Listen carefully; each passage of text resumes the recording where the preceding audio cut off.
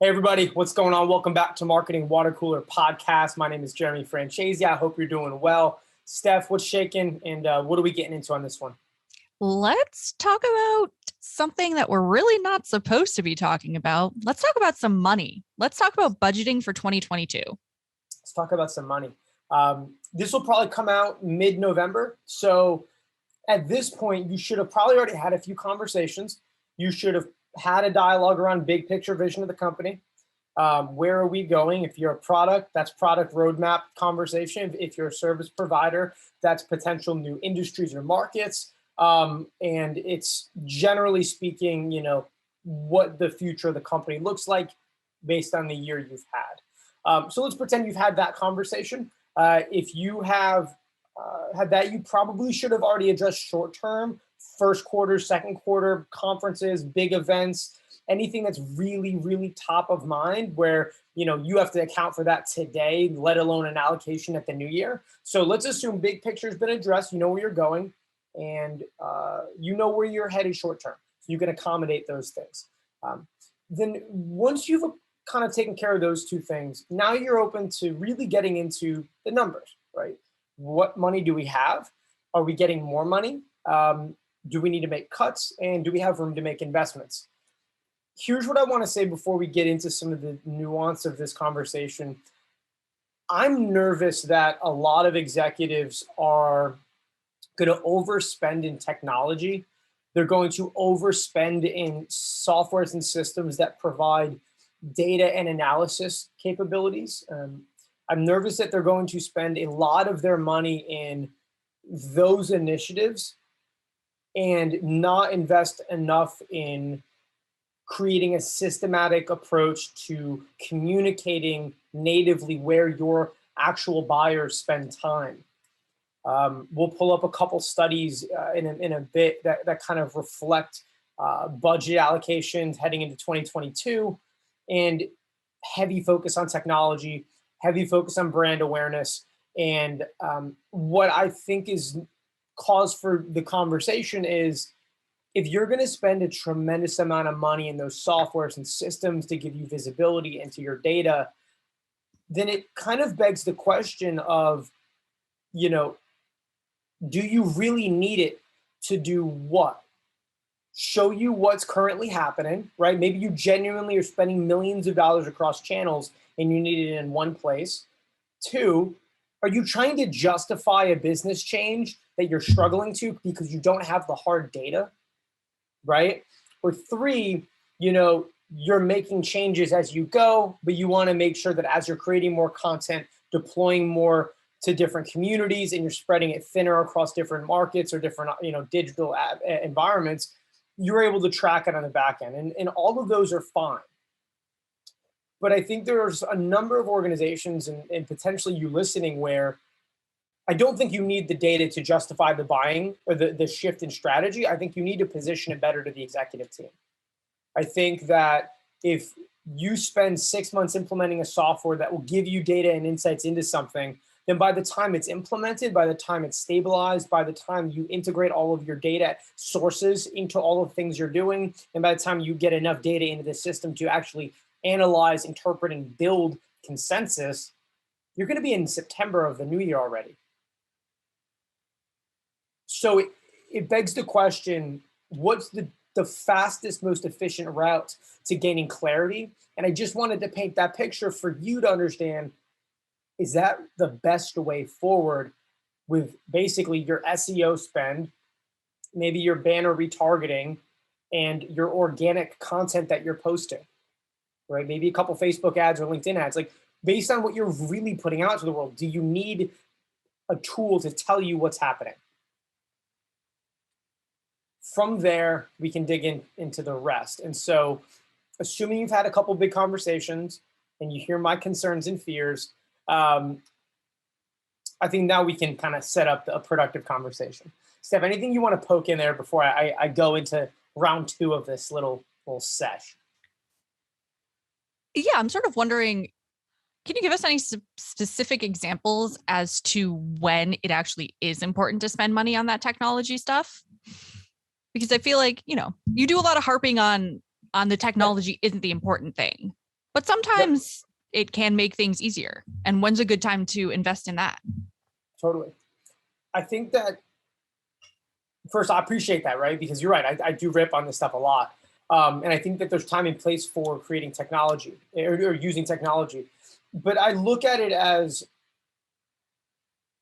that's a good example. Like if you want to get to know your customer, like for this exact scenario, why spend 9 months and $100,000 on software to understand your market when you could probably set up in 2 months enough conversations with enough clients where you can actually understand where did you catch them in their journey? What content made the most sense to them? What influenced their process? Look back on calls you may have recorded with customers. Get a deep understanding of the buying journey, where they acquired what information, which created certain confidence, which engaged them through that journey. And then that, in my mind, is so much more powerful than the fact that, somebody clicked your website on a Google search, because you're talking to the people you're actually trying to connect with. Right. So for me, it comes down to what data do you want? Is your entire strategy SEO and you're looking for data to justify SEO? I can get that. But to answer your question head on, I'm a big believer of software when the business strategy's been aligned. You understand the macro of the company, where you're heading and what your unique point of difference is. Then you understand the marketing strategy, how we're communicating that to the public, how we're defending ourselves from competitors and creating a moat, so to speak, of here's our point of difference, building a community around it, adding value. And once you understand where your buyers spend their time, can software create an efficiency that otherwise can't be created through simple hard work? Can it provide a cost-effective alternative? Instead of hiring 20 people to send individual emails, can you buy a software that automates it? I look at it from a standpoint of, can it make you move faster in the direction you're already going? Sure. Yeah. But a lot of times I find it to be, everybody's using these softwares and that's the right choice based on these studies. Let's go buy it, when you haven't decided the strategy yet. You haven't decided the macro. You haven't decided or understood where your customer is buying and spending their time. And so that's something that it comes down to, have you done the fundamentals yet? Right. Have you updated the website for conversion, which we'll talk about in a second? Have you put yourself in a position to actually understand where your buyers are spending time? Have you learned that social platform or community or distribution so that you can participate effectively? Because all the data that you're collecting is based on that input, right? So if you're not really doing a whole lot on that, what's there to collect other than, again, it pulls back to the website, right? There's a lot more that can be done than just pulling data from the website. Does that make sense? Yeah, absolutely. Okay. So let's assume we've had a couple conversations, okay? And you're not just immediately saying, let's buy a bunch of technology. We got to move faster and be a modern marketing firm. The first thing I would say, and we talked about this on a previous episode, I do think you need to develop a philosophy around marketing. I think you have to understand how your company approaches these things, right? I think you need to figure out what levers you're really going to pull. In a year, you're not going to have 40 different things. You're going to have a lot of projects, but you need to understand what things you're really, really going to pull on to create the results you're looking for, right? But let's get specific. If you don't get a single dollar, let's play that scenario. Let's say you get no more budget. The first thing you need to be able to do is, what can you clean up, right? With the money you have, assuming nothing's changing, what don't you need any additional resources for? Because let's be honest, it's always going to be harder to justify a newest spend of, look at this software, we need more budget. If you take the budget you already have and you look at the data you have, see what's falling off, see what's not working, invest in that, right? If you're running Facebook ads and LinkedIn ads and Instagram ads and it's hitting your website and it's not converting, then you don't need better attribution. You need a better website, right? So I think it's part of it. Before you ask for more money, use what you have to fix what's not working. That's the first thing, right? The second thing is understand, do you actually have the data you need to make decisions? And that doesn't mean go buy software. It means, is it organized properly? Do you have any capacity to look at the situation and learn? right? If you're putting up a ton of blog content and that's your way of creating content to convert through the website, like you don't need really expensive softwares software to capture data on that. Like that's a very simple thing for you to set up. So my question is like, can you get something in place to learn, acquire insights to move you forward, right? But it really comes down to fundamentals: website conversion, sales enablement, right? Are there small things that are falling off that you can support with existing design, existing resources that can create incremental revenue? And then the rest is like back to brand systems, stuff that makes you more effective and sustainable and efficient. And once you've kind of gotten some of the fundamentals down, now you're actually able to start building, right? But that first step is, if we get no more money, what are the fundamentals can we focus on? I'll kind of pause there, see what else you got, Steph.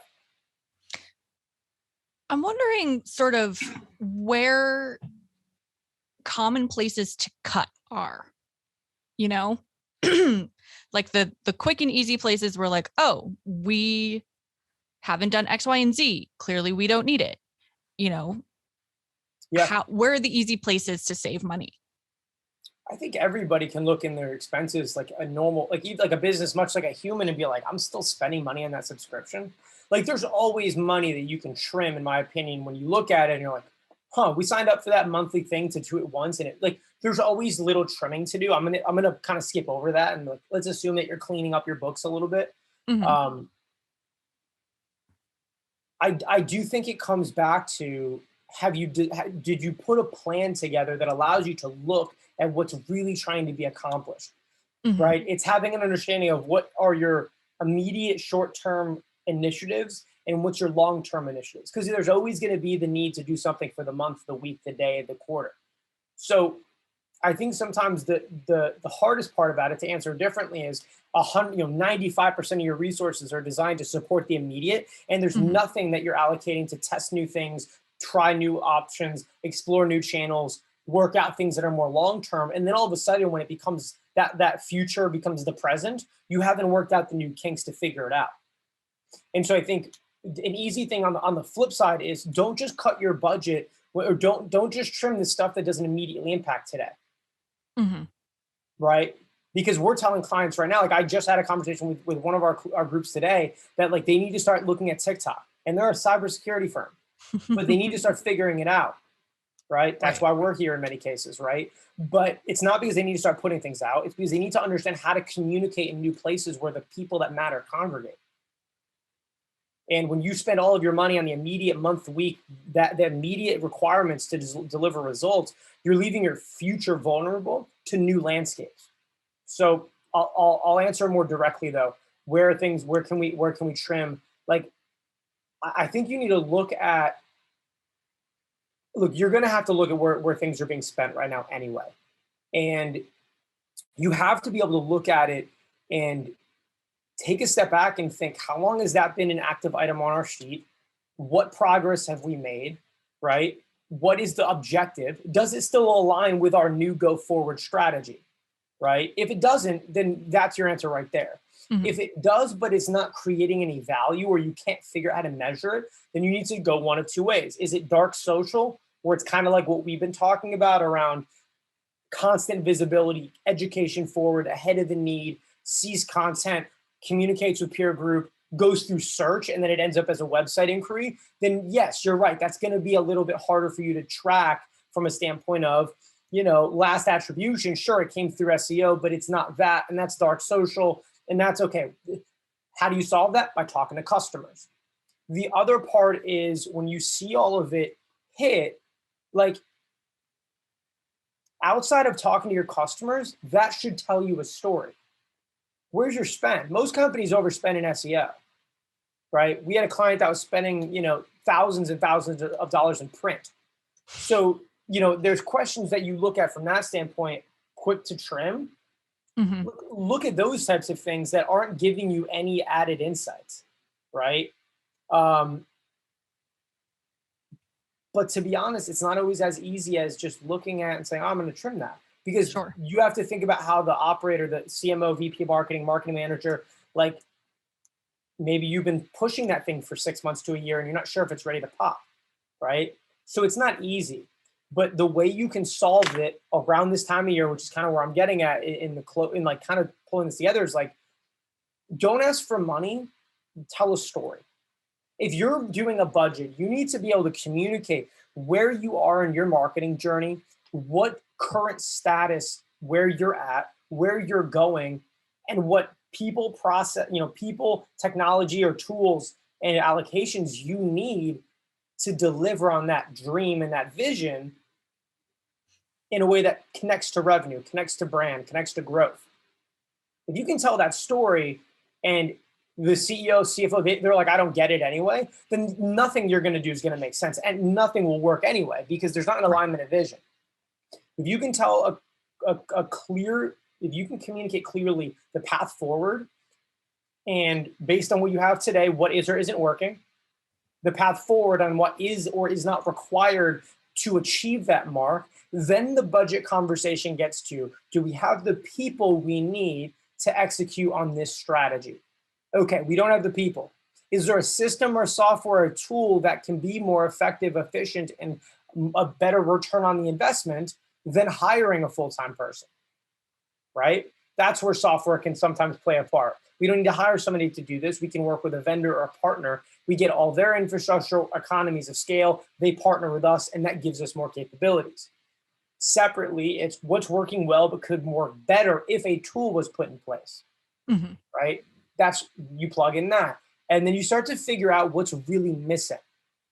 Because the first part is you have to believe you have the right strategy. At some point, if you don't lock a strategy, the rest of it is just semantics. And there was one other piece I wanted to touch on. If your objective is brand awareness, your objective is content, then you need to think through, and we've talked about this before, you need to think through who is the link between that external partner or the in-house execution. And I think that's where, and if you want to bring it up, you can, that brand awareness stat. It was one of the links I sent you earlier. I think it was like 55% of companies, CMOs, say that they're going to be investing and allocating more budget to brand awareness or something like that. If not, no worries about it. We'll dig in another time. But to tie things together, and no, don't worry about it. We're good. Okay. We're good. We're good. Couple things. Account for seasonal swings.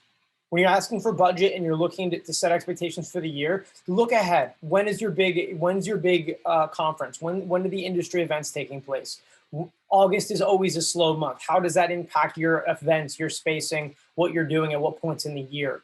Have an idea of what last year's strategy was. If you were there, what was last year's strategy? What needs to be fixed? What worked well? When you start to shape those things and you understand the short term, what's happening, you do the fundamentals, right? We have no money that we're getting.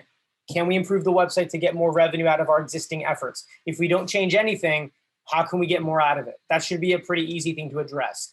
Once you've taken care of the fundamentals and you've done the basics and you've taken an audit of, yes, our strategy is great, then you need to start thinking about people. Then you need to start thinking about systems. And then you really just need to start thinking about that allocation. How much of what we're doing is short-term focused versus brand building long-term? There's no perfect math. There's 75% short-term, 25% big, a big picture branding stuff. Some people are 50-50. You got to figure out what works for you and your organization. But a podcast is a great example of, you're not going to decide these specific episodes in December because you don't know what's going to happen when it's April 19th. But you can say, we're going to put out a weekly podcast. You can provide structure around that and look at the numbers of per the request of allocation, like the budget. We're going to do a podcast. This is 15% of our total initiative, which is our brand building. It's not going to immediately contribute to revenue. But if we're going to do a weekly episode, we need this, this, and this, and that's what we expect it to cost. That's how you kind of can frame it up. But it starts off with the allocation. When you're going to budget, what is expected to be short-term value? What is expected to be more long-term brand building? But if you can frame up those things, I think you'll set yourself up for a more successful conversation, because at the end of the day, you know it's going to get thrown in 1,000 different directions anyway, right? If you're growing, HR is going to need your help.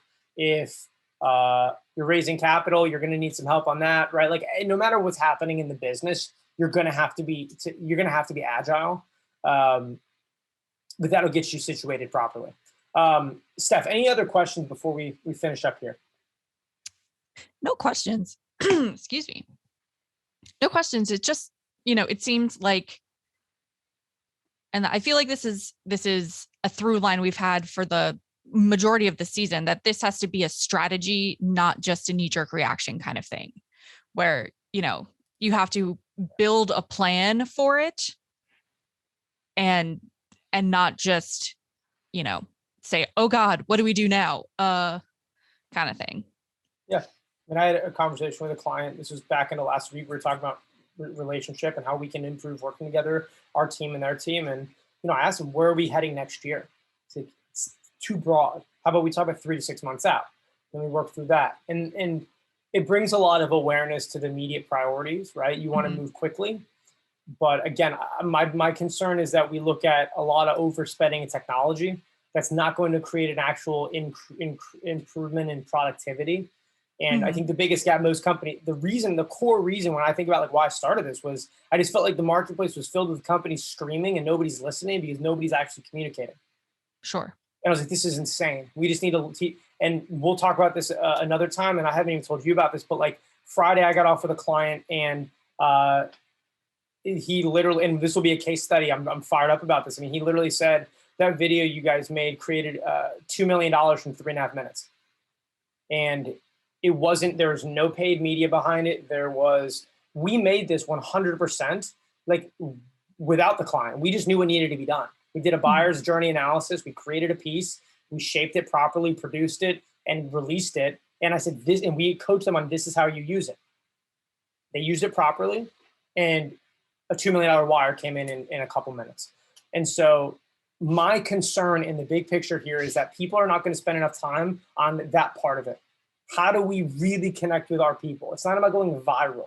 It's like, how well do you know your audience? Does the software help you get to know your audience better? No? Then maybe don't buy it yet.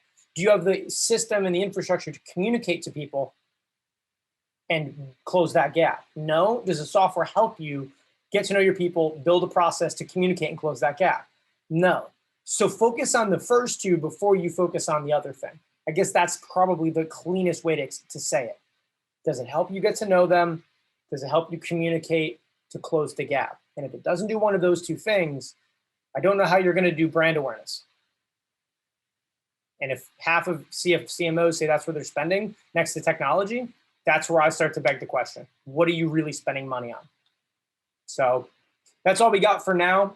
Good luck closing out the year when it comes to year-end reviews. I hope this helps. I don't think we're putting any others out unless we find an opportunity or need to turn something around. So good luck closing it out, and we'll be back for more.